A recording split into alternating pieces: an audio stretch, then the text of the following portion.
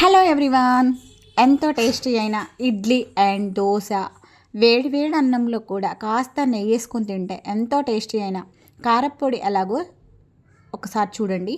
పొయ్యి మీద గిన్నె పెట్టి ఎండుమిర్చి వేసుకొని కొంచెం ఆయిల్ వేసి ఫ్రై చేసి పక్కన పెట్టుకోవాలి.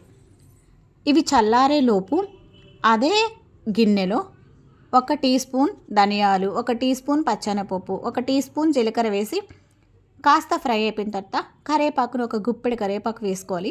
కరివేపాకు క్రిస్పీగా అయ్యే వరకు ఫ్రై చేసుకొని స్టవ్ ఆఫ్ చేయాలి. ఇవి పక్కన పెట్టుకొని ముందుగా ఫ్రై చేసి పెట్టుకున్న ఎండుమిర్చిని వేసి మిక్సీ పట్టుకోవాలి. రోల్ ఉంటే రోల్ అండి, లేదా మిక్సీ పట్టేసుకున్న తర్వాత మనం తర్వాత ఫ్రై చేసుకున్న పచ్చెనపప్పు, కరివేపాకు, జీలకర్ర, ధనియాలు వేసి కాస్త ఉప్పు వేసి మిక్సీ చేసేసుకొని అలాగే వెల్లుల్లి రెబ్బలు వేసుకుంటే ఎంతో టేస్టీ అయిన కారప్పొడి అయితే రెడీ. నచ్చితే సబ్స్క్రైబ్.